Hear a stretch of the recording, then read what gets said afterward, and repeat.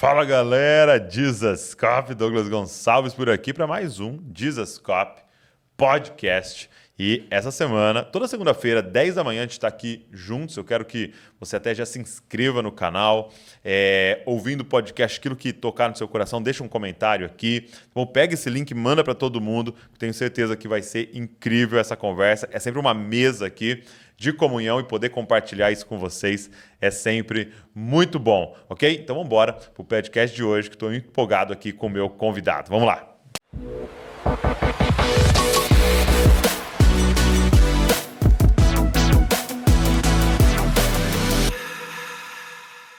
Harold Walker. Ó, falei bonito, hein? Seja bem-vindo. Prazer. Obrigado por você estar aqui. É muito bom. Muito bom. O Fábio falou pra mim, traz o... ele não fala Harold, né? Ele fala Haroldo, né? É o seu nome brasileiro, né? Evita problema de distorção do nome. Eles falam Harold, e ficam fazendo contorção com a boca. Eu falo, fala Haroldo mesmo. Fala Haroldo que tá tudo bem, né? Agora, se falar bonito, é Harold Walker, aí, nossa, fica bonito. Mas Harold Walker. É difícil falar. Muito bom. Aqui em Bragança a gente está acostumado a puxar o R assim, às vezes sai. Mas muito bom.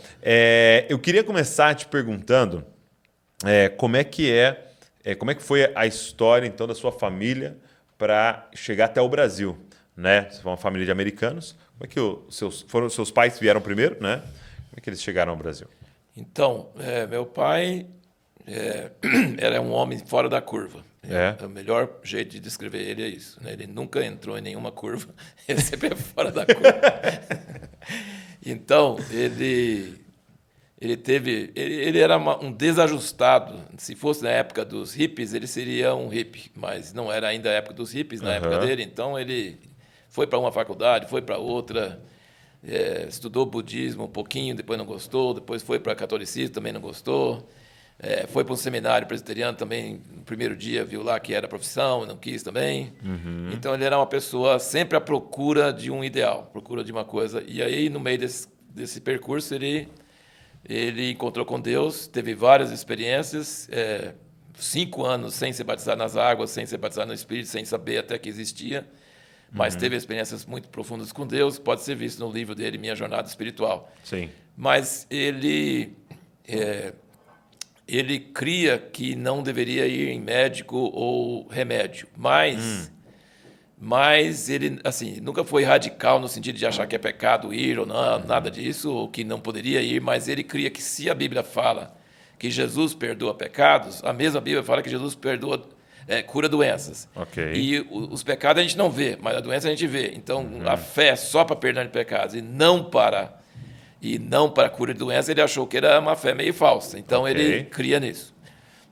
E aí, meu irmão mais velho, o Roberto, Vocês eram quantos irmãos? Nós éramos 6 irmãos. Okay. Uma irmã mais velha e 5 homens. E meu irmão mais velho estava passeando na casa da minha tia, irmã dele, e teve um problema sério de rins. E naquela época não tinha essas máquinas que filtravam o sangue, nem tinha, muito menos, transplante. E então a minha tia, sem pedir a ordem dele, sem nada, ela pediu ordem de juiz, porque sabia da posição dele, contra a vontade de meu pai, sem que nem sabia da vontade dele exatamente, para levar meu irmão para o médico e tirar o rim dele. Ok. E ele teve uma crise pessoal muito grande, porque ele falou, se eu estou num país onde eu não tenho autoridade sobre meus filhos, onde eu não posso praticar minha fé, então eu estou no lugar errado. Eu não vou criar meus filhos no lugar desse. E aí... Quantos anos tinha o seu irmão? Não sei exatamente, não sei. Mas era menor de idade? Era menor de idade, Okay. Com certeza, bem menor. Talvez 13, 14 anos, uma coisa assim.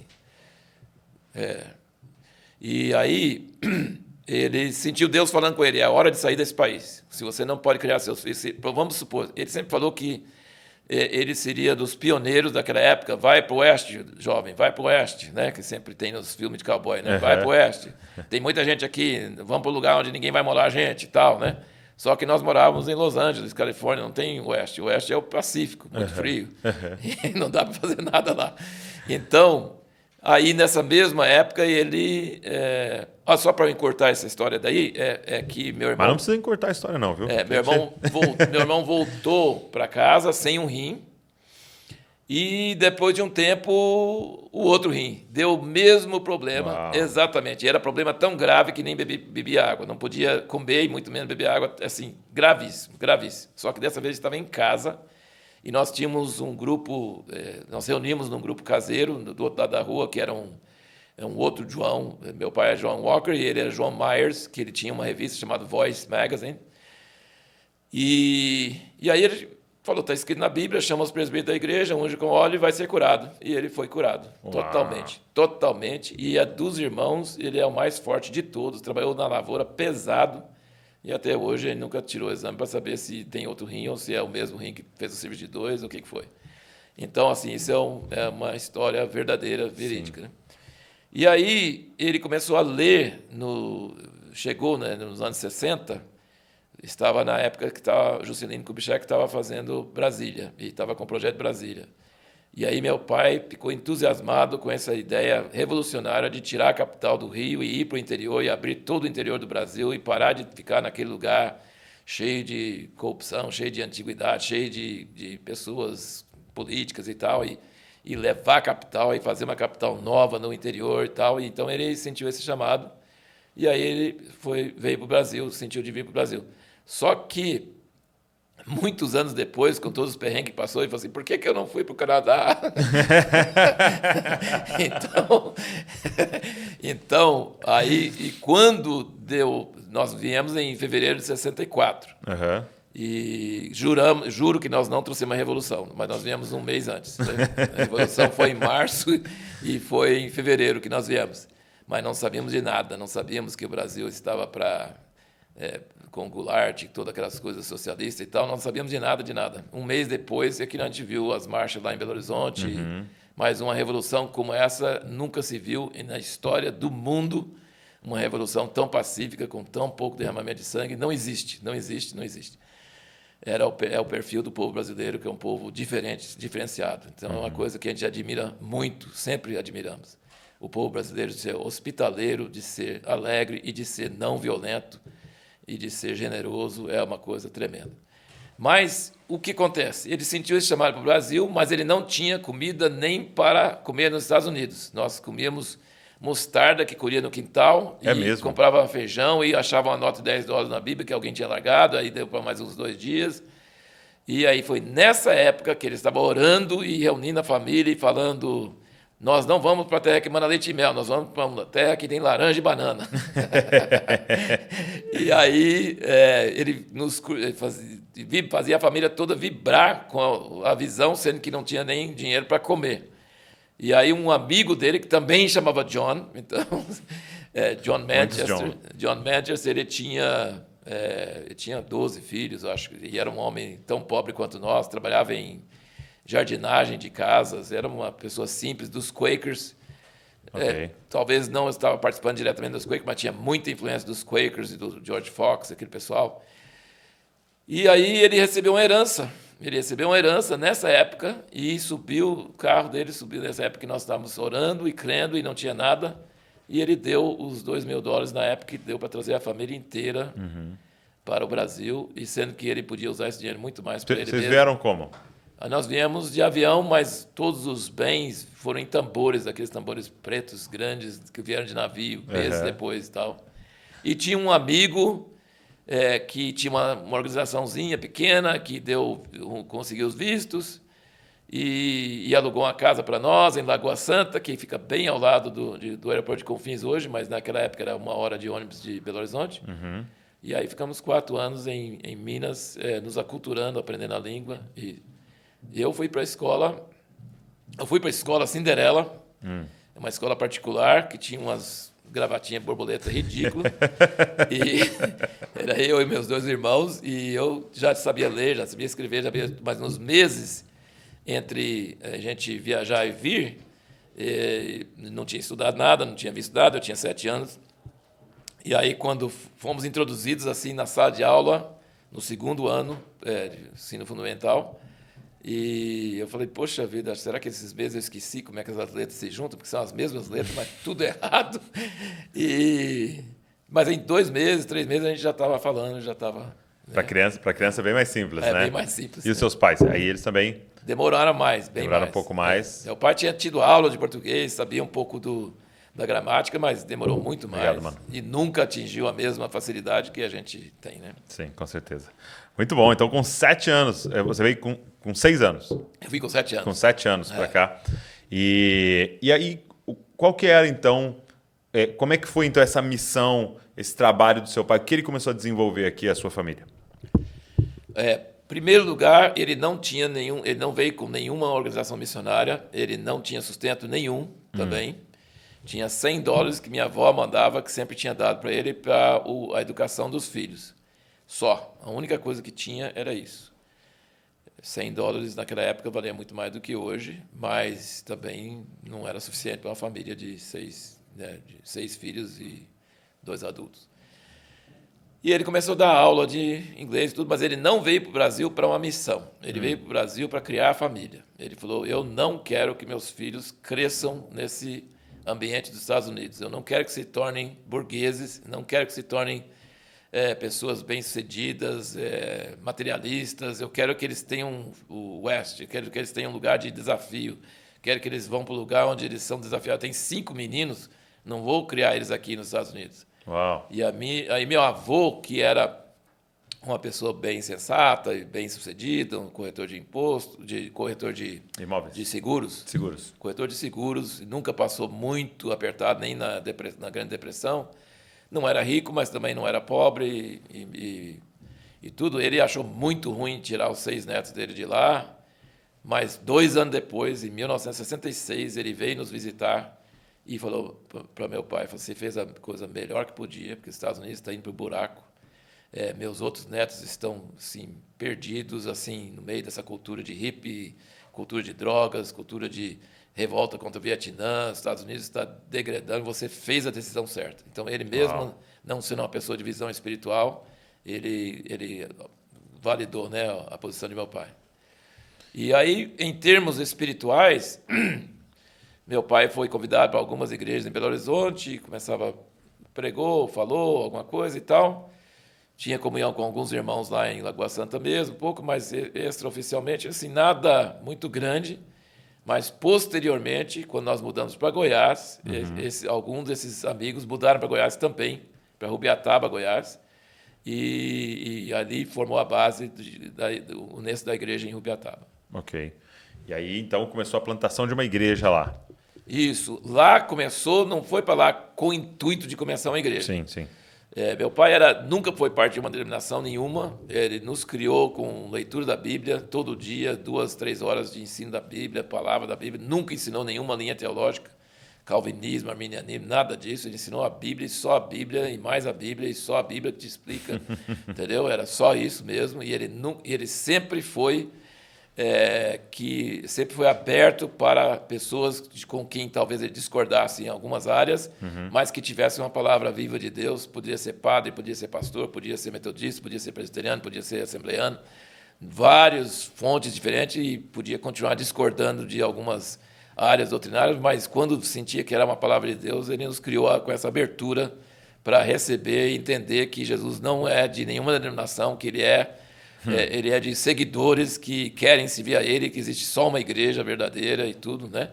Então, quando nós fomos para Goiás, aí nós realmente ficamos no faroeste mesmo, porque Goiás, onde nós fomos, Rubiataba, em Brasília, naquela época não tinha asfalto, e então ficava a 330 quilômetros de Brasília e 180 quilômetros de Anápolis. E era o faroeste mesmo, para você ter ideia. Os mineiros, que era quase tudo ou mineiro ou baiano que está lá em Goiás, e o prefeito da cidade era fugido da justiça, que tinha matado um homem lá em Minas, essas coisas, então, e tinha cavalos, e tinha todas essas coisas, né? Carroça, a igreja era cheia de carroças na frente, não tinha carroça e bicicleta, que era a produção, meio de transporte. E a gente plantava tudo que nós comíamos, nós mesmos plantávamos, arroz, feijão, frutas, verduras, tudo era orgânico e era tudo nós mesmos que plantávamos, nós mesmos que colhíamos. E aí, meus dois irmãos, o Christopher e a Catarina, minha irmã mais velha, eles foram para o encontro em Goiânia com a Presbiteriana Renovada. E estava tendo um avivamento lá, pessoas caindo, sendo arrebatadas, aquela coisa toda, mas eles voltaram incendiados, porque meu pai tinha dado muito treinamento muito eficaz na Bíblia e na seriedade, na dedicação para Deus e tudo, mas faltava a igreja. Então, eles voltaram e ele falou assim, eu não posso deixar eles aqui parados, sem fazer nada. E começamos a ir para a praça e pregar a praça. E aí começou a igreja. Aí veio alguns irmãos de Belo Horizonte, aí pregávamos na praça, pessoas se convertiam, nós íamos de carroça lá para o córrego e batizava as pessoas num córrego sujo lá e tal. E a igreja começou assim nas casas. Muito tempo foi nas casas e depois, finalmente, teve um salão. Muito bom, muito bom. E como é que era esse, eu fiquei agora curioso, como é que era esse processo, então, com a família? Vocês tinham um culto doméstico diário? Diário. Todos os dias? Todos os dias. Estudo bíblico, mas aí juntava os filhos de todas as idades junto? Como é que era esse processo? Todas as idades, ele tinha que ficar quietinho e não podia ficar dormindo e tinha que prestar atenção. E ele pegava no pé sério se tivesse desviando a atenção, Meu irmão mais novo veio com 4 anos. Ok. Então, todos foram batizados pelo meu pai, praticamente, eu acho. Bem novos, a idade 3, 4, 5 anos de idade, uma conversão genuína. Meu pai tinha alergia para religiosidade, para menino cantando bonito, imitando outros. Não, ele tinha conversão de verdade, batismo no Espírito Santo de verdade. E ele cria em ler a Bíblia toda, sempre, nos criou com isso. Então a leitura era sequencial e exigia que tivesse um tempo a sós com Deus. Cada um também tinha que ter seu tempo a sós com Deus e na família. E aí, quando não tinha igreja, tomava ceia também na família também. A igreja era a família. Entendi. Então, o intuito dele vir para o Brasil foi por causa da família. Por causa da família, para criar os filhos no lugar de desafio, para não entrar no American Way of Life, no estilo no American Dream. No American Dream. Ele falou que isso não. Ele queria que a gente fosse igual aos pioneiros, que a gente fosse desafiado para um lugar que precisasse da gente, que a gente pudesse servir, sacrificar, viver uma vida para ajudar outras pessoas. E qual foram assim, as maiores experiências que você teve nesse ambiente de casa, assim? Teve muitas, né? Mas muitas mesmo. Meu pai era um homem bem místico e ele sempre compartilhava conosco as experiências que tinha com Deus. E eu lembro de uma vez que meu irmão mais novo teve uma febre muito alta e delirava. E meu pai, como não usava remédio, não ia em médico, e orava, reunia a família e tal. E aí não passava a febre, não mudava, e era vários dias. Aí ele reuniu a família e falou assim, nós vamos... Eu já cansei, não vai ficar mais assim. Chega! E foi curado na hora. É mesmo? Foi curado na hora. Ele deu um basta? Deu um basta na coisa e parou na hora. Outro irmão, descendo o morro lá de bicicleta, quebrou o braço, e aí estava indo com a carroça para o médico, para o hospital, e o outro irmão, o presbítero da igreja lá, falou assim, mas... não vai orar primeiro? Vai no médico assim de uma vez? Aí o papai falou, é verdade, não sei o que eu estou fazendo. Foi para casa ali ao lado, e aí esse irmão que falou isso levantou e colocou o osso no lugar, e aí ficou tipo, aí não foi no médico, orou, colocou o osso no lugar sem dor e tal. Sem dor? Sem dor e sarou e ficou tranquilo. Então também eram muitas experiências de cura. Muitas experiências de cura. Na minha experiência, depois que nós mudamos para Jundiaí, em 86, a minha esposa teve um problema seríssimo da vesícula, gravíssimo. Ela passou em dor horrível a noite toda. E eu estava na escola e ela ligou e falou assim, me leva para o hospital logo, porque eu não aguento mais, está terrível. Eu nem falei, tá bom. Aí passei na casa do meu pai, que ficava bem ao lado, e chamei, papai, vem cá, vamos orar. Ele entrou na porta da sala e não conseguiu chegar no quarto, já foi curado.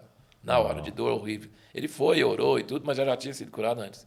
Aí ficou 20 anos, tinha pedra na vesícula, mas nunca mais teve crise, nunca mais teve nada. Aí 20 anos depois teve, aí foi tirar a vesícula. Mas Sim. assim, são experiências bem marcantes. Sim, sim. E uma outra experiência muito forte, que eu até comentei esses dias, que tem muito a ver com esse último livro do Bob Sorge, A Próxima Onda, sobre a música, sobre a adoração, uma coisa tremenda, assim, assim, esse livro eu estou indicando para todo mundo. É mesmo? Estou indicando para todo mundo, porque o Bob Sword Foi lançado no Brasil? foi lançado pela Temérios. Temérios.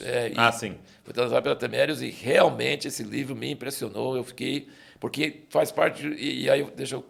Fala um pouquinho dele para gente. Ele fala sobre os anos 60, 70, 80, 90 e não fica criticando o estilo de louvor, mas mostrando como o estilo de louvor mudou e as partes positivas, negativas e tal, e como está hoje. Então, ele não está com atitude crítica, mas está com atitude de que precisa resgatar alguma coisa que Deus trouxe em Azusa, trouxe em 1948, alguma coisa daquela música celestial maravilhosa. E aí um dia, lendo isso, eu lembrei que um dia meu pai estava doente na chácara e ele teve uma epifania, uma experiência com Deus, e ele chamou toda a família perto da cama dele de manhã, por isso que assim ficou bem marcado na minha mente. E ele falou: gente, eu sei que vem um som que vai curar a alma humana, vai curar a humanidade, vai curar a criação. E assim, é uma música do céu, é uma coisa assim, tremenda. Assim. Então eu lembro disso assim, muito forte. Aí surgiu uma palavra dele na igreja, Anjos, Música, Cura da Alma e Restauração da Criação. Esse tem até o PDF disso que eu reparti para os irmãos esses dias, que foi resultado dessa experiência que ele teve.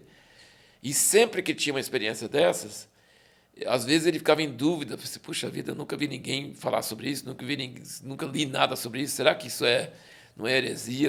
E aí sempre Deus trazia alguma coisa de alguma fonte que confirmava. Em poucos meses depois, nós no interior de Goiás, e aí poucos meses depois, chegou 2 revistas, Proclaim, da Inglaterra, de uns irmãos muito preciosos. Era uma revista muito simples, tipo uma folha, são folhas impressas, de alguns irmãos da Inglaterra, mas nós pensamos que tinha perdido. Fazia tipo um ano que não tinha chegado, pensamos que tinha perdido.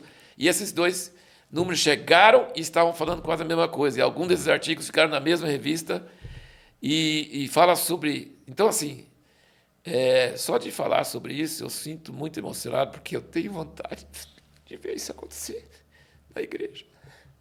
E eu creio que vai. Sim. Eu creio que vai. Lendo os testemunhos de Azusa, lendo o testemunho de 1948, da chuva Serôte lá no Canadá, e Sim. a música celestial para milhares de pessoas, sem nunca ensaiar, sem instrumentos, sem nada, e o maestro, que é o Espírito Santo dirigindo tudo, e as pessoas ficando impressionadas e tal.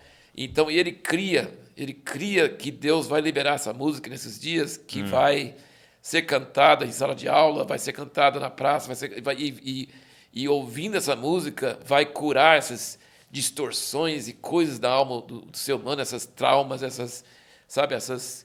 essas coisas que, esses traumas que as pessoas têm. Feridas, né? Porque a Bíblia diz que quando nós chegarmos lá, toda lágrima será enxugada. E quando falar que toda lágrima será enxugada, significa tudo que você acha que nunca mais você vai conseguir recuperar, porque aquela memória te traz dor, vai ser enxugado, vai ser tirado. Então, uma previsão disso, um prenúncio disso vai vir para a Terra, que é Cântico do Céu, e isso, como o Davi Wilkerson tinha a cura de drogas, em 5 minutos, ele falou que orava para a pessoa receber o batismo do Espírito Santo, e ela não precisava ir para casa de recuperação, não precisava de nada, ela era curada de drogas. Eu creio que muito dessa música celestial, ela vai invadir a igreja, invadir nossas almas, então nós temos a música da criação, né, que diz em Jó que os anjos de Deus cantavam, os filhos de Deus cantavam de alegria quando a terra foi criado, né? Eles cantavam de alegria, e o C.S. Lewis mostra isso nas Crônicas de Nárnia, o leão cantando e tudo aparecendo. Né? Verdade.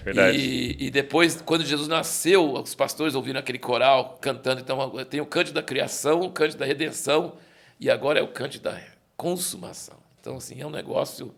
E eu acredito que o Brasil tem muito a ver com isso, porque Por quê? Porque o brasileiro é muito voltado à música, e eu acredito que precisa se livrar um pouco dessas cópias de outros lugares, outras coisas que têm abençoado muito, tal, mas existe uma musicalidade e também, assim, você tem ideia, um irmão precioso chinês, Christian Shen, ele ele falou que nos Estados Unidos ele ficou admirado tanto tempo que o pessoal consegue ficar cantando na congregação, o tempo de louvor. Mas quando ele veio para o Brasil, o negócio é tipo, lá é meia hora, aqui é 2. Então, assim, o pessoal não cansa. Agora, então, existe dentro do brasileiro, da natureza brasileira, uma afinidade com a música, né? Então, talvez exista um papel específico do Brasil nesse. Então, você está dizendo que isso que essa experiência que seu pai teve, apontava para uma canção que seria liberada nessa última hora, nesse último tempo, antes do retorno de Jesus. Exatamente. E faz muito sentido ser por agora, vamos dizer assim, porque você também vê a contrapartida disso, um aumento dos problemas emocionais acontecendo num nível assim, que eu nunca tinha visto antes. Sim. Né? E pastoreando a igreja, a gente está vendo isso vindo como uma onda, como uma tsunami avassaladora. Quando você começa a conversar com as pessoas estão mal de ansiedade, de depressão, de síndrome do pânico, de doenças emocionais. E não é só a gente não cristã. Sim. Os pastores estão talvez piores do que outros. Então existe, aí vem uma outra coisa que eu até queria comentar com você, que é uma coisa também que eu nunca vi ninguém pregando sobre isso, falando sobre isso. Meu pai tinha uma mensagem chamada As Três Testemunhas, que é o Espírito, a Palavra e o Sangue. Okay. Fala em 1 João 5. Só que ele mostra pela Bíblia inteira que existem esses três. E, na verdade, se você for resumir a Bíblia, nós temos 2 personagens do Velho Testamento, Moisés e Elias. Os 2 jejuaram 40 dias. Um foi o início da palavra escrita, o outro foi o primeiro dos profetas. Um representa a palavra escrita e o outro representa o Espírito Santo, fogo. Mas com a palavra e o Espírito só, nós não temos solução para a igreja. Nós não temos libertação desses males, sabe? Então as pessoas vão para uma reunião, têm a palavra, têm o Espírito e continuam precisando de psicólogo, psiquiatra e mesmo assim sem resolver, e precisando de calmantes, precisando de remédios, precisando de outras coisas. Por quê? Porque está faltando o sangue, que o novo elemento que foi trazido por Jesus é o sangue.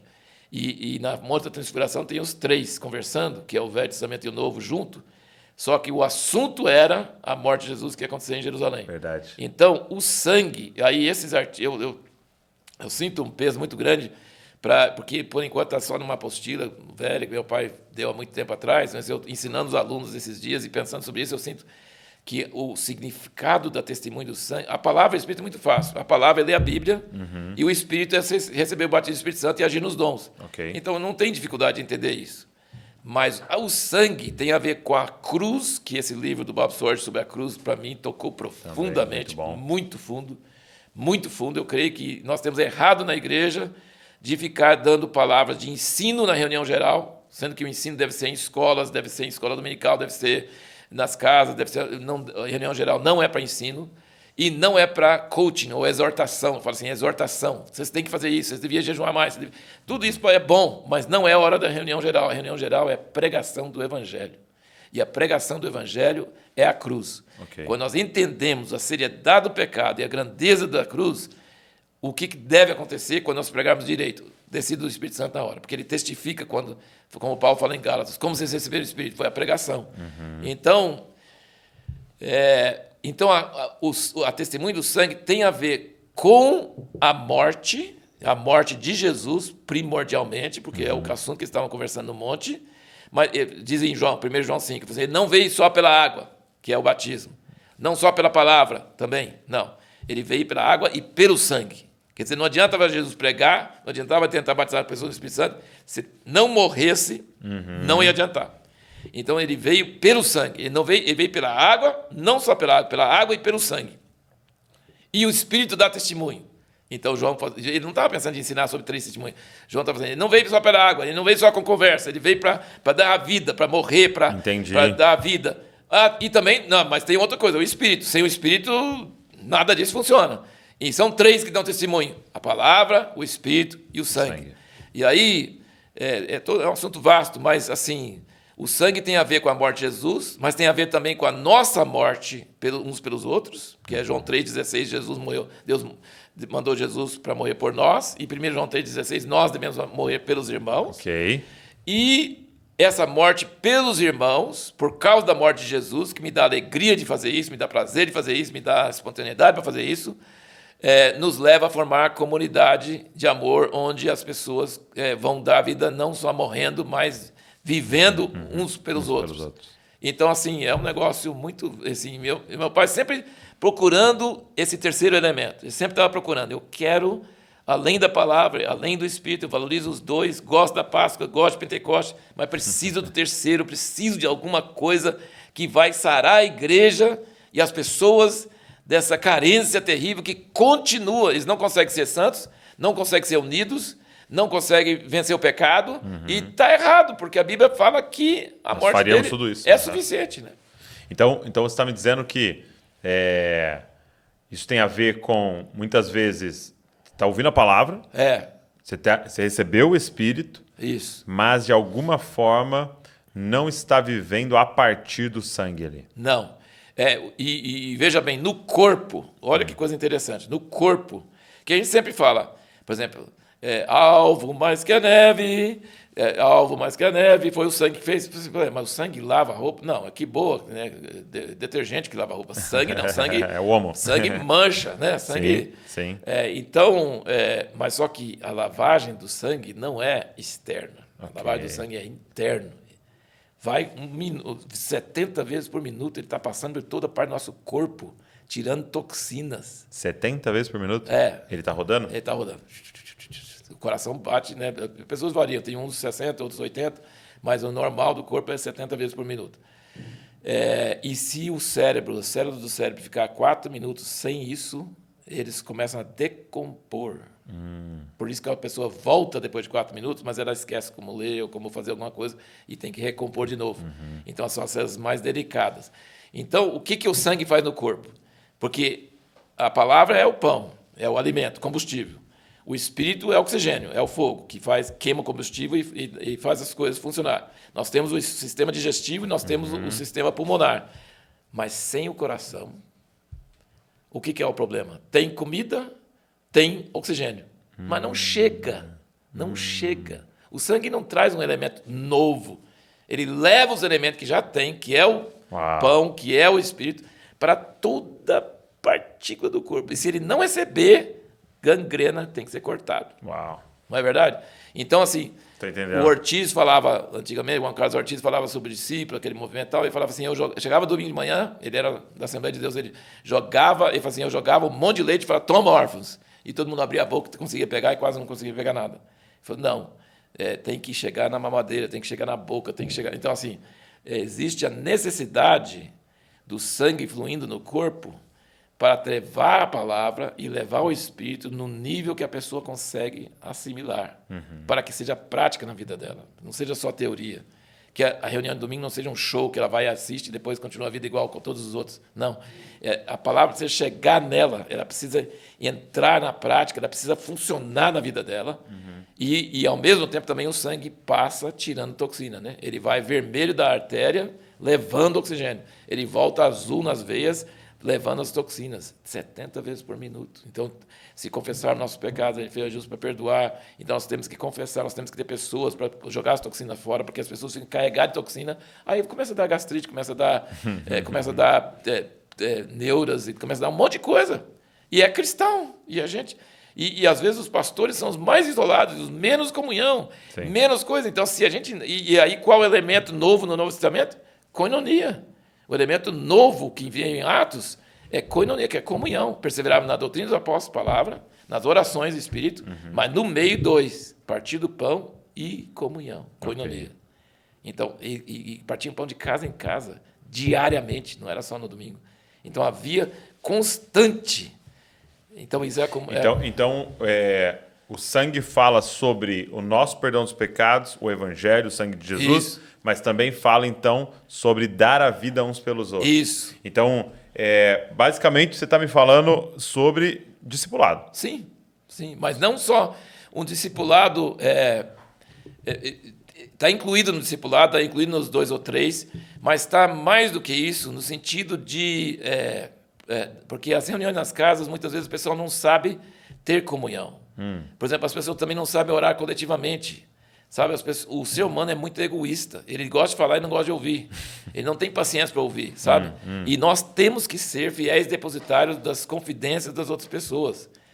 Então, não é nem... O discipulado seria mais de cima para baixo, que é muito importante, que é muito legal e tal. Mas o que eu estou falando é uma comunhão... Ok, ombro a ombro. Ombro a ombro, que tem osmose, né? Que vai passando de um para o outro. Por exemplo, se eu estou em necessidade, a minha necessidade passa para o sangue. Se eu tenho alguma coisa para dar, um hormônio, alguma coisa, ele também vai passar para o sangue. Uau. Então, assim, essas coisas, quando nós começamos a respeitar uns aos outros, a falar que não é só João, Maria, Francisco, Davi, não, aqui é a casa de Deus. Eu dormi aqui, pensei que era uma pedra, pensei que era um lugar qualquer. Não, aqui é a casa de Deus. Aqui Jesus está presente. Jesus está presente nas pessoas. Só que aí eu preciso discernir além da carne. Porque se conhecer segundo a carne, realmente não tem nada a ver. Tem nenhum bom. Não tem nenhum bom e tem esses preconceitos, antipatia, simpatia, essas coisas todas, não tem nada a ver. Mas tem uma coisa além disso, que é essa realidade da igreja que é... E isso, eu creio, uma outra coisa que está nos impressionando muito é que nós precisamos nos preparar para a perseguição. Nós precisamos nos preparar para dias onde nós não vamos ter salões, nós não vamos ter microfones, nós não vamos ter nem internet. Na pandemia nós não tínhamos salões, mas nós tínhamos internet. Sim. Mas a internet é a primeira coisa que um sistema totalitário corta. Lá na China hoje não pode ter nada na internet. Tem milhares de pessoas pagas pelo governo para vigiar, para não ter nada. Nada de Bíblia, nada de Cristo, nada de nada. Então, assim, a igreja tem que aprender a sobreviver por amizade, relacionamento, coisas que o governo não consegue enxergar, coisas que ele não consegue ver, coisas que ele não consegue controlar. Né? A Al-Qaeda, naquela época, ele funcionava, eles tentavam achar onde está a organização, onde está o centro, né? E não tinha, porque era por amizade. Né? Entendeu? Era por ligações pessoais. Se matava aqui, não adiantava, porque... Entendeu? Então, assim... esse princípio do reino de Deus cresceu na China debaixo de comunismo, sem Bíblia, sem nada. Então, assim, nosso pessoal, nosso povo brasileiro precisa ser preparado, usando essas ferramentas da internet, usando salões, usando essas coisas, mas para preparar o povo para a verdadeira igreja, que não é nada disso. Eu digo, por exemplo, as reuniões do salão, as reuniões grandes de domingo, não é igreja. Não é igreja. Não é igreja. Igreja, por exemplo, nós chamamos o templo de igreja. Não, o templo não é... A pessoa fala assim, eu vou lá lavar a igreja. Eu falei, não, até hoje eu não consegui. Como é que você está conseguindo lavar a igreja? Cristo está nesse trabalho aí. Então, assim, o salão não é igreja, mas também as pessoas não são a igreja, porque o salão reúne todo mundo, é a multidão. Na verdade, no salão é bem-vindo, pintado de cabelo de amarelo, de rosa-choque, de que for, de que jeito você é bem-vindo. Jesus recebia as multidões, não cobrava nada, ele dava, multiplicava o pão, curava, não perguntava se a pessoa merecia, não perguntava nada.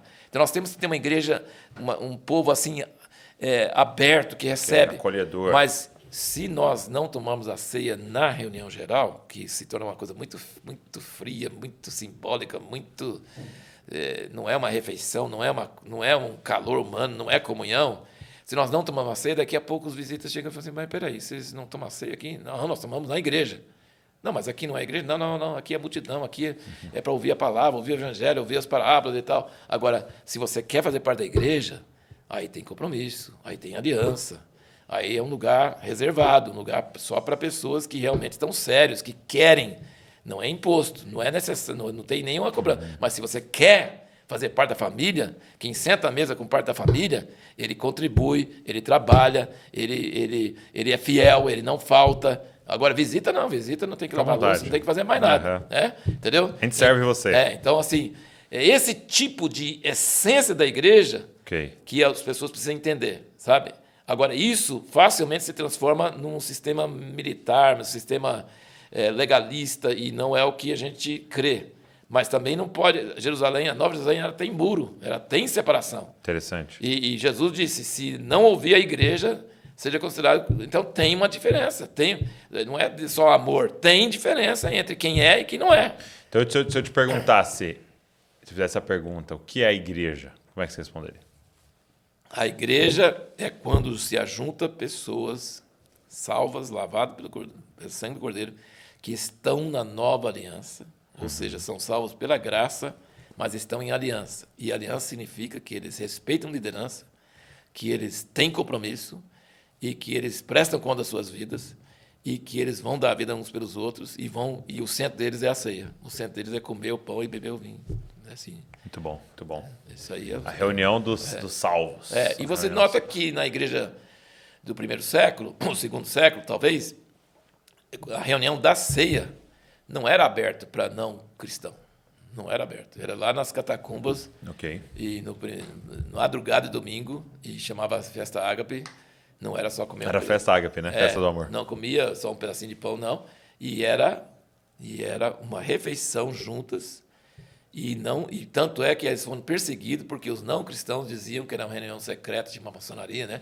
E que eles comiam carne de criança e tal. É porque falava disso. Eles eram mortos aí porque comiam carne de criança, entendeu? Então, assim, não tinha descompromissado lá. Tinha só os compromissados. E como é que tem sido a prática de vocês nas igrejas que estão ligadas a vocês? Nós estamos apontando nessa direção. Ok. Nós estamos dizendo sempre para as pessoas que não se pode mudar a prática sem profundamente as pessoas entender o porquê. Sim, não adianta só... Senão é só estrutura e não resolve nada. Então, um avião grande, você não vira ele de repente. Você vira ele devagar, senão ele cai e perde sustentação. Então, muitas coisas vieram para o Brasil, mesmo o G12 e outras coisas vieram, e eram bons lá na Colômbia, e aqui ficou ruim, por quê? Rápido, não mudando, tinha o alicerce, não né? tinha alicerce, não tinha fundamentação dentro das pessoas. As pessoas têm que saber por que está mudando. Não é mudar porque a liderança resolveu que agora vai ser assim. Não. Então, assim, é muito devagar, mas a gente sempre apontando, e falando, gente, não é obrigatório, não é assim, mas é nessa direção, nós temos que ir nessa direção. Né? Muito bom, muito bom. Qual que é a sua visão e como é que você trabalha com esse tema do discipulado?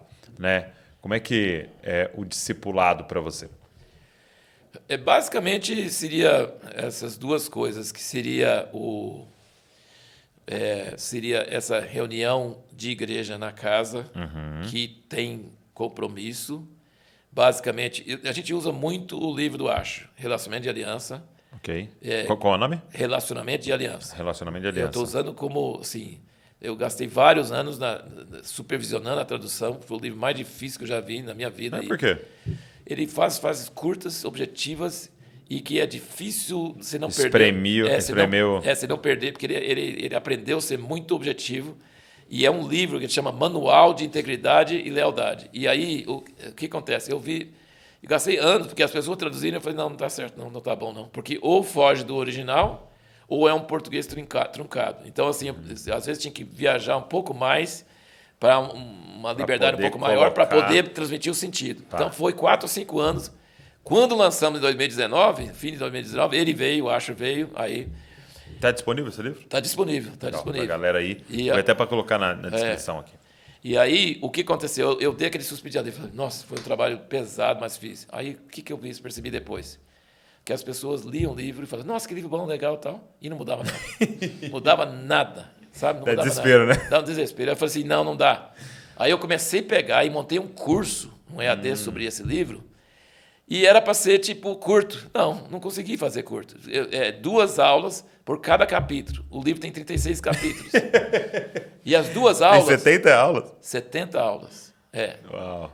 Na verdade, e aí nós fizemos tanto online quanto impresso. Que tem pessoas que não têm muita facilidade com a internet, tem mais velhos ou pessoas que não gostam muito de internet, gostam de coisa escrita. Então, o que deu? Deu 4 apostilas dessa grossura do mesmo livro. Quer dizer, gasta 2 anos. Se a pessoa fizer um capítulo uma aula por semana, ele lê o capítulo, ele assiste uma aula de 15 minutos e ele responde as perguntas que são as principais, porque as perguntas fazem as pessoas pensar, mas ele falou isso mesmo? Eu li o capítulo, não vi isso. Espera aí, isso significa isso mesmo? Entendeu? E ele fala sobre Deus, a natureza de Deus de aliança. Fala um pouco para gente desse livro. Ele fala da natureza de Deus de aliança. O resumo do livro é que ele mostra para você que a nossa maneira de ser cristão está totalmente fora do que a Bíblia fala sobre Deus. Que Deus é de graça, de longânimo, mas ele é de aliança. Ele odeia quem não cumpre a aliança. Por exemplo, então o que significa isso? Que Abraão e Abimeleque fizeram aliança, Jonas e Davi fizeram aliança, e essa aliança perdura por gerações. Tipo, os gibeonitas, séculos depois, Saul foi matar eles, fome na terra. E era uma aliança errada, não era para ter sido feito. Mas porque foi feito, Deus odeia quem não cumpre a aliança. Ou significa, se você trata de comprar uma coisa por um preço e você não compra, você quebrou a aliança. Se você não chega na hora na reunião, que você prometeu chegar na hora na reunião, você quebrou a aliança. Se você não frequenta, você deixa a reunião para um aniversário, para qualquer outra coisa, você quebrou a aliança. Ou seja, precisa saber os termos da aliança. Mas se os termos estão claros, você precisa cumprir. E isso na nova aliança não mudou. Porque a nova aliança, ele falou, esta é a nova aliança no meu sangue. Não é que acabou a aliança. Então, esse livro, ele fala desde a natureza de Deus do Velho Testamento. Depois ele fala sobre a família, o trabalho, o diaconato da igreja, o presbiterato, a política, o reino de Deus no fim. É geral, é geral. Então ele vai mostrando a aliança em todos esses aspectos. Todos esses aspectos e quais as consequências de nós vivermos isso. E eu sou testemunha porque eu conheço o Asher e vi que eles têm pagado o preço alto para manter a aliança, para ser fiel na aliança, eles e os filhos deles, uns com os outros, com os irmãos de aliança. E é o que meu pai sempre nos ensinou desde criança, essas coisas. Seu pai carregava essa mensagem da unidade, né? Mas da unidade não política, ele era contra o ecumenismo. Sim, sim. Ele era contra o ecumenismo. Unidade em Cristo. Da unidade em Cristo e de não levar a vida cristã na brincadeira, de levar a sério. Sim, sim. De levar a sério. Uma santidade, um zelo muito forte, mas também unidade entre as comunidades. Né? Exatamente. Muito bom, muito bom. Poxa, fiquei com vontade de ler esse livro aí, né? Ei, Wesley. Agora, você falou então que você puxou o assunto aliança dentro desse contexto de discipulado. Isso, aí, né? deixa eu... Então, esqueci mesmo. Então, o que acontece? Se a igreja caseira, ela é a igreja, ela não é um grupo da igreja, ela é a igreja caseira. Então, os líderes são pastores do grupo. Eles não precisam ser presbíteros da congregação geral, mas eles são pastores do grupo. Então, eles vão pastorear os irmãos, eles vão cuidar dos irmãos, e toda pessoa, no meu ver, e no que eu acho, explica, ele fala assim, essa visão de você pegar um grupo e multiplicar o grupo, e aí dividir o grupo, ele fala assim, onde está a continuidade da aliança? Você quebra os relacionamentos que foi a duras penas construído? Não. Então, como é que você faz para esse grupo não estagnar? Quando não cabe mais também no lugar, como é que faz? Mas você não traz pessoas novas para o grupo. Você nunca traz pessoas novas para o grupo. Você forma um grupo e cada um do grupo vai formando grupos na sua casa. Ok, Ele vai trazer as pessoas. Então, assim, e todo cristão precisa ter um lugar onde ele recebe e onde ele dá. Porque ele tem que ter um lugar, ele tem que ter um grupo onde ele está recebendo, onde ele está desarmado, ele não está preocupado com ninguém, está preocupado só com a vida espiritual dele, da família dele, dos irmãos que estão com ele. E depois ele está em outro grupo onde ele está dando, cuidando, pastoreando, discipulando e tal. E fora isso, tem aquela questão dos 2 ou 3. Isso. Explica para a galera, o que é o 2 ou 3? 2 ou 3 são pessoas que formam grupos assim, informais, de amizade, menores, e não precisam participar nem do mesmo grupo caseiro, mas eles reúnem regularmente, abrem a vida um para o outro, ombreiam um com o outro, se tornam amigos mesmo um do outro para ajudar a carregar as cargas. Né? Entendi. Então já não é um grupo de estudo? Não. É um grupo ali de compartilhar coração realmente, orar uns pelos outros. Orar uns pelos outros e cuidar um do outro e tal. Muito bom, muito bom, muito legal. E você me falou, e até o seu irmão Christopher estava falando comigo, sobre Tikkun. Né? Tikkun. É uma sigla para o quê? Tikkun significa restauração em hebraico. Ah, tá. Tikkun, e o movimento dos judeus messiânicos nos Estados Unidos era Tikkun América, e o movimento Asher era Revive Israel, agora, só que o Asher passou a ser o presidente do Tikkun Global, e aí então ele emendou os 2 ministérios, Revive Israel e Tikkun Global. Eu achei que era Towards, aquele Towards, não, ele tem... Second. Não, aí já é outra coisa. Tá. Aí é o TJC2. TJC2, TJC2, aí Towards Jerusalem Council 2, né? Mas o Tikkun, então assim, nós colocamos esse nome Tikkun Brasil porque perguntamos para eles e tal, porque nós estamos bem alinhados com eles. Assim, para mim, meu pai morreu em 2007. Eu conheci o Asher em 2009, mas conheci levemente só de ver. Mas assim, o impacto que eu tive em 2009, quando eu estava num simples container fora de Jerusalém, nem o Asher nem estava, ele estava viajando, e estava a esposa dele e os jovens judeus falando em hebraico, orando em línguas. Eu só sabia que eles estavam orando em línguas porque a menina parava de traduzir para a gente. Quando era hebraico, ela traduzia. Quando não era, mas para mim tudo era línguas, né?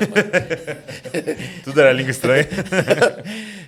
Só que eles estavam... Assim, eu falei assim, olha, eu estou aqui em Jerusalém. Eu estou vendo jovens judeus falando em línguas, batizados no Espírito Santo, e eles estão amando e orando pelos árabes. Eu falei assim... Meu Deus. Eu falei assim, o reino de Deus já chegou, só que é uma mãozinha do tamanho de um homem. Sim. Mas vai crescer, e está crescendo. Sim. Então, tudo que o Asher fala, que ele também não faz parte de nenhuma denominação, como eu nunca fiz parte, não faz parte do cristianismo tradicional, nem de um lado, nem do outro, nem de nada, nem de nada. É a Bíblia, e mais Bíblia, e só isso. E o que ele entendeu, que ele nunca conhecia meu pai, é a mesma coisa, só que muito além. Ele vai além. Ele vai além. Ele tem muita coisa. E meu pai sempre falava com a gente, quando os judeus entrarem, eles vão nos levar de volta para coisas que nós não sabemos, que nós interpretamos errado, que nós não fizemos. E então, meu pai morreu, e aí entrou o Asher, e eu estou alinhado assim, com essa... é uma coisa assim, inacreditável. Como é que os dois, sem se conhecerem e profundamente na palavra, conseguem falar a mesma língua, a mesma coisa? É muito sobrenatural. Então, por isso que Tikkun, porque você encontrou alguém que estava dando continuidade ao que seu pai veio construindo. Exatamente. E aí, o Tikkun é o quê? É um grupo que se reúne... Na verdade, Tikkun Brasil é simplesmente essa rede de igrejas... Rede de igrejas. Okay. Que não estão, assim... Nós não usamos o termo cobertura. Okay. Nós não usamos... Por quê? Porque a gente não gosta desse termo de cobertura. Okay. Nem é bíblico, né? Não existe cobertura. Existe ministério apostólico, mas, a nosso ver, o ministério apostólico não intromete nos assuntos da igreja local, além do que eles precisam e pedem. Entendeu? Ele não é uma posição hierárquica. Okay. Não é uma posição hierárquica, não tem nada disso. Então, nós só apontamos, nós temos um livrinho que fala os 10 valores do Tikkun Brasil, dos associados. Eles são associados e simplesmente... estão fluindo juntos no mesmo rio, e se quiser sair, pode sair, a qualquer hora, sem quebrar aliança, não tem problema. Não é forçado, não é obrigado, mas tem sido uma bênção, está funcionando. Agora, dentre essas igrejas, existem algumas igrejas que falam assim, nós queremos ser uma aliança mais forte, mais firme. Aí nós chamamos, tem as igrejas associadas e tem as igrejas aliançadas. Okay. As igrejas aliançadas, eles são pessoas que querem que a gente dê um apoio mais intensivo. E esses aí contribuem com o dízimo dos dízimos, eles não têm nenhuma ligação organizacional, institucional, mas eles realmente entram, porque senão a gente assume um compromisso com todos que a gente não vai cumprir. Exato. Então, nem eles vão cumprir. Nem eles vão cumprir, não tem jeito. Então, assim, não adianta falar assim, Tikkun Brasil, todas as igrejas são iguais. Não, de jeito nenhum. Tem uma visão, tem um rumo, estão vindo nos encontros, estão participando, temos uma reunião de Zoom por mês e tal, mas é assim, cada igreja é cada igreja, e na medida que eles querem ajuda e tal, mas nós não temos um compromisso muito grande. Agora, com os aliançados, a gente tem um compromisso maior, porque eles estão pedindo para um envolvimento maior. Aí você tem que saber se tem algum ministério local que realmente vai dar esse apoio que eles estão querendo. Né? Muito bom, muito bom. E eu queria te perguntar, qual que é quando é que a mensagem Maranata, porque eu percebo que ela é central em tudo que vocês constroem e falam, e né, o retorno de Jesus é central ali. Isso sempre foi para o seu pai? Sempre foi, sempre foi.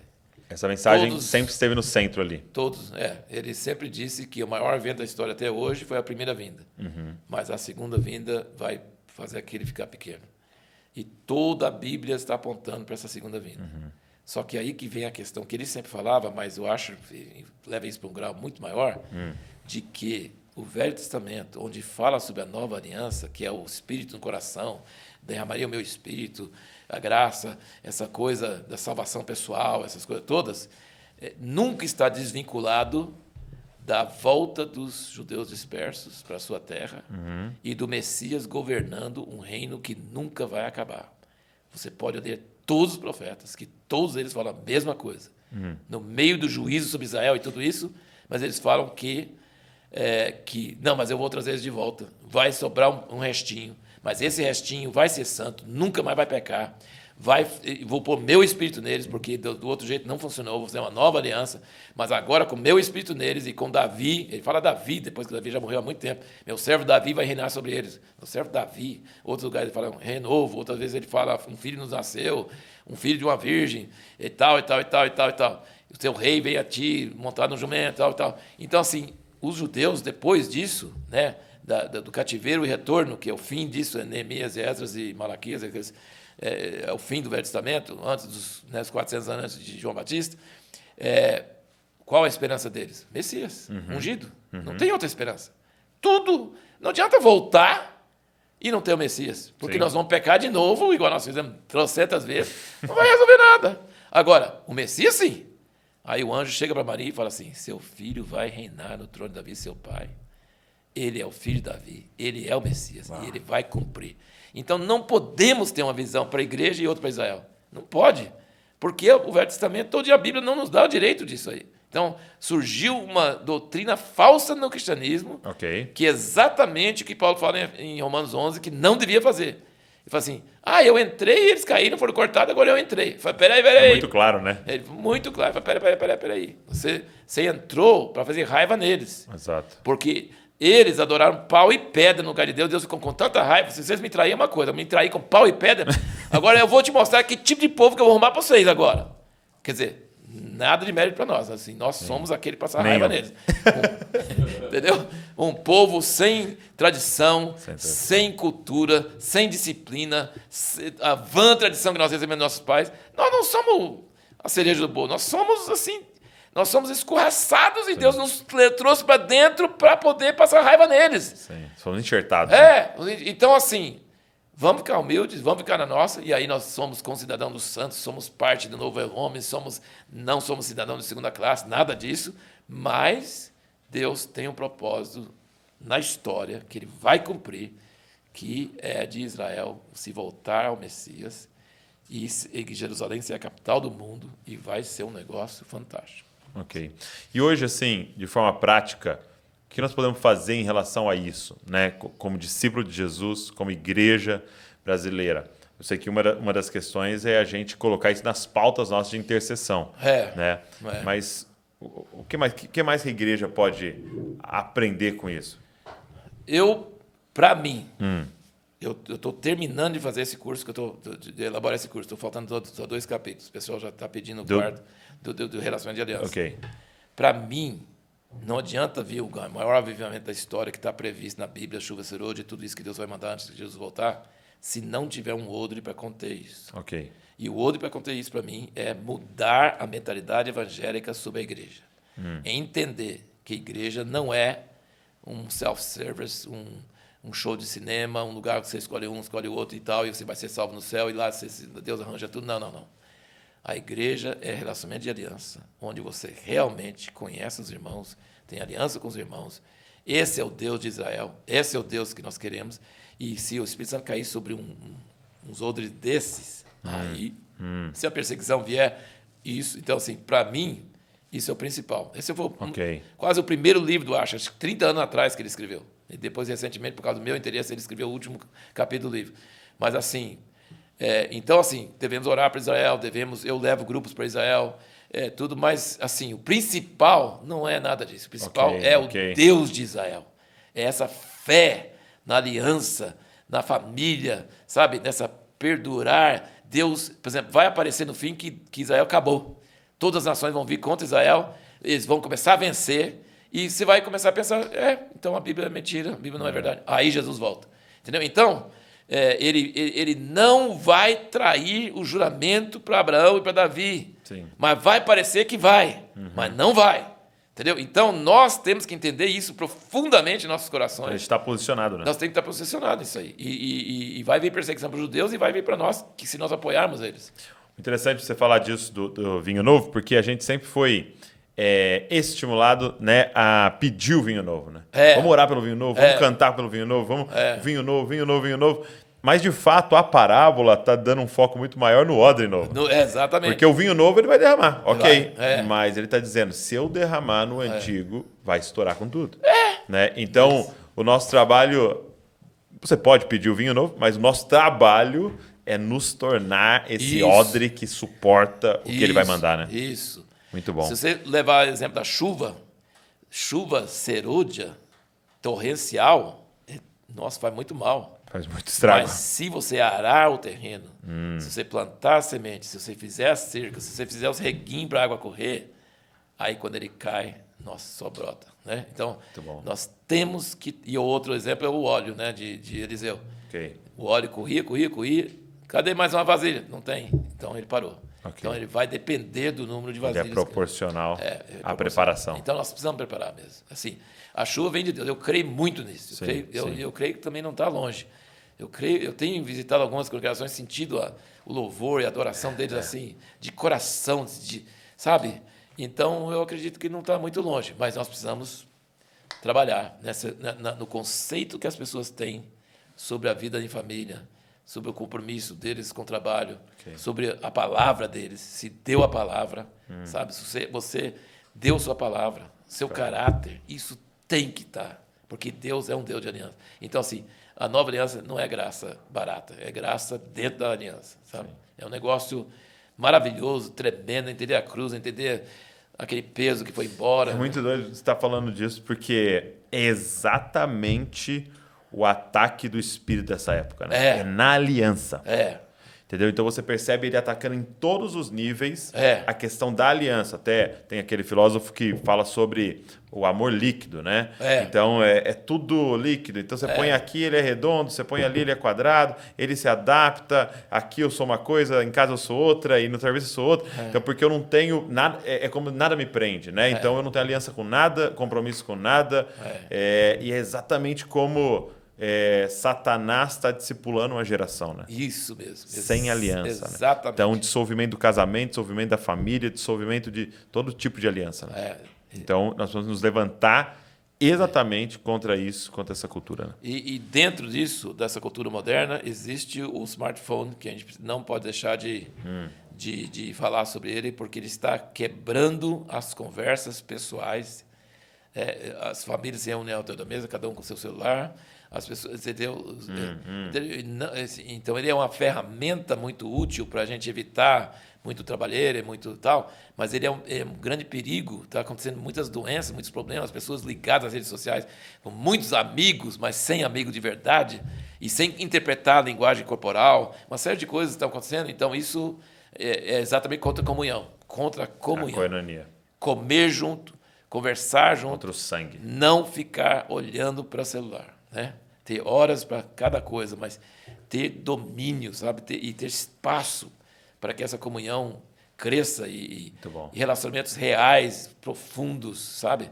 E eu sempre digo o seguinte, quando numa época boa da sua vida, você compartilha experiências igual meu pai repartiu essa epifania, alguma coisa. Você compartilha algumas coisas que Deus fez na sua vida, preciosas, que você não quer falar com qualquer uma, você fala com seus amigos, de coração mesmo, você compartilha, eles sentem o drama, não só o conteúdo, mas eles sentem assim, o que você sentiu.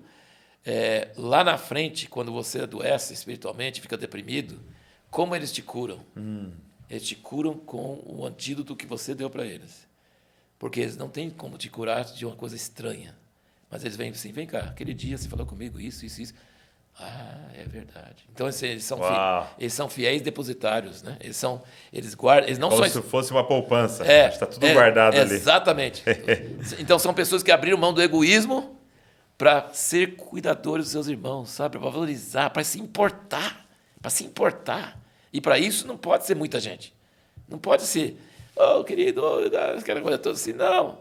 Isso é outro tipo de ambiente, é uma multidão. Tudo beleza. Mas os nossos relacionamentos íntimos e profundos, eles têm que ser poucos, né? Não pode ser muitos. E tem que ser reais e profundos, e aí nós conseguimos curar um ao outro. E aí que vem, assim, eu vi na vida de meu pai que ele carecia desse tipo de coisa, entendeu? Então, no fim, teve muitos problemas, assim, muitas coisas, porque não tinha amigos de aliança. Você sabe que aquela pessoa que vai no meio do mato e vai cortando, depois grita para socorro e não tem ninguém perto. Sim, ele foi tão longe. É melhor você ir mais devagar e ter gente junto com você, né? Então, formar equipes, formar grupos de amigos e saber quem são seus amigos e sacrificar promoção, sacrificar dinheiro, sacrificar qualquer coisa por seus amigos. Eu vi isso no Asher, eu vejo isso nas pessoas e eu tento praticar isso. Assim, eu não quero fama, não quero nada disso, eu quero preservar os relacionamentos que Deus deu. Deus te deu, Jesus falou, eu guardei os que o Senhor me deu. A obra que o Senhor me deu, eu fiz, eu guardei eles. Só perdeu um que era para perder mesmo. Assim, só perdeu um que era o filho da perdição. Não tinha jeito de guardar. Mas os outros eu guardei. Eu guardei, então aqui, ó, o Senhor me deu, eu guardei. Então nós... E dava um trabalho, hein? Dava trabalho. E nós vamos ter que prestar conta das pessoas, não é, Muito bom. Não é de obras faraônicas que a gente levanta, não é disso aí, queima de uma hora para outra, sobe tudo. Não adianta, né? Agora, pessoas, relacionamentos, coisas que você investiu em pessoas, nunca passa. Muito bom. Eu gosto de fazer uma pergunta para os meus convidados, porque eu acho que essa pergunta aqui gera frutos para as pessoas continuarem. Quais são os 3 melhores livros que você leu que mais assim mexeu com você? Vou pedir para você deixar o relacionamento de aliança fora, porque ele já está na nossa lista aqui. Se você fosse falar de outros 3. É bem difícil, né? Porque dá a impressão que você está traindo outros, né? Mas fala 3, assim. Talvez não precisa ser os melhores, mas o que você gostaria de indicar para o pessoal?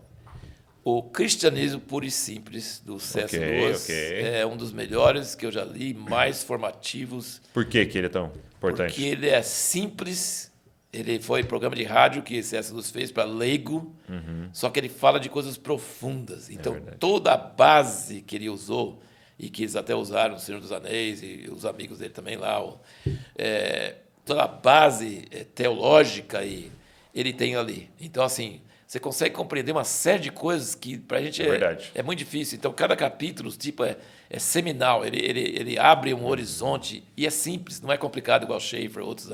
Ele é simples, ele é bem simples. Então, esse é um livro que eu nunca não deixaria de falar. Agora, seria... O que mais? Cristianismo Puro e Simples, C.S. Lewis, aí, ó, já vai aí, fazendo sua lista aí, vai fazendo sua lista. É certeza. Agora... São livros evangélicos ou são livros de qualquer jeito? O livro Guerra e Paz, do Tolstói, para mim, era o melhor livro que eu já tinha lido, até ler um outro livro chamado Êxodos.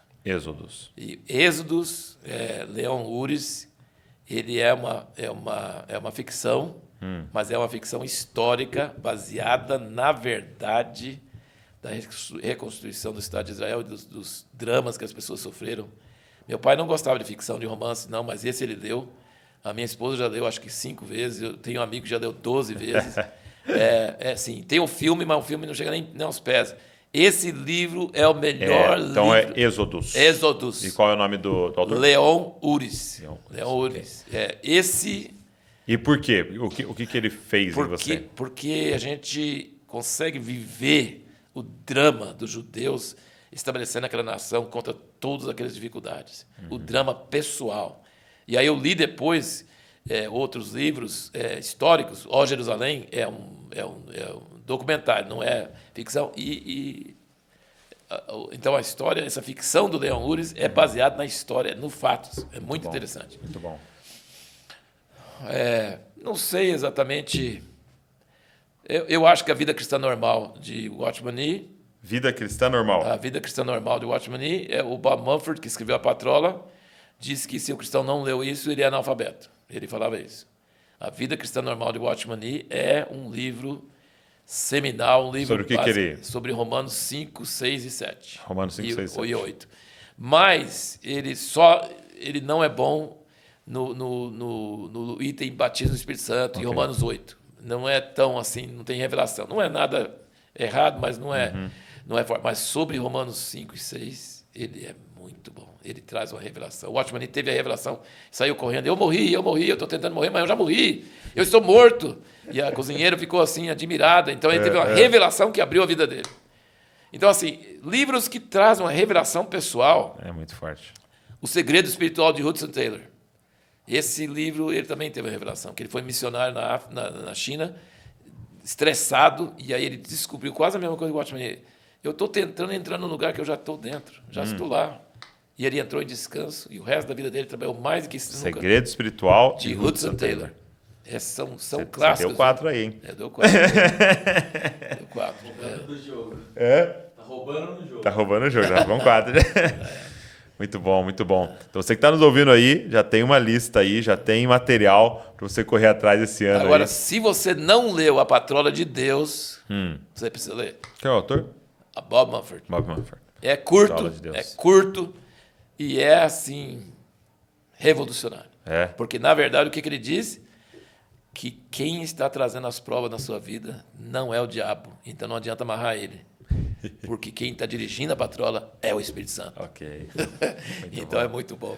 Eu tava ouvindo um pastor amigo, o pastor Paulo, e ele estava falando sobre a tentação, né? Aí ele faz a pergunta, né? Quem levou Jesus para o deserto? Satanás. E aí toda vez que ele está no deserto, o Espírito Santo, perdão. E toda vez que ele está no deserto, a gente tem a impressão que foi Satanás que levou a gente para lá, né? Exatamente. Aí ele fala assim, e quem levou Jesus para o topo do monte? Satanás. Satanás. Né? E aí toda vez que ele está no topo do monte, ele acha que Deus colocou a gente lá. E oferece todos eles do mundo dele. É verdade. Muito bom, muito bom. Poxa, Harold, obrigado. Obrigado por esse tempo aqui. Amém. E mais do que por esse tempo aqui, obrigado pelo que você e sua família semeiam na nossa nação. Obrigado pelos líderes que vocês cuidam. Obrigado por pagar um preço pela comunhão, pelo discipulado, pela unidade. E obrigado por ter pegado esse bastão do seu pai, da sua família e continuar correndo essa corrida. Amém. E com certeza passando para outros aí. Muito obrigado. Amém. Obrigado, nós somos muito abençoados Amém. por tudo que vocês carregam, fazem, depositam. Amém. É um prazer estar com vocês. Amém. Glória a Deus. Obrigado a você que ficou aqui com a gente, ouvindo, assistindo a gente até o final aqui. Espero que você tenha sido muito abençoado por essa mesa, por essa comunhão. E eu queria te pedir para você pegar esse link, mandasse para pessoas que você acha que faria sentido, seriam abençoados por esse conteúdo. Também deixa um comentário aqui, se inscreve no canal aí se você não é inscrito para você receber tudo que a gente está produzindo. Deus abençoe você e não se esqueça, você é uma cópia de Jesus. Valeu.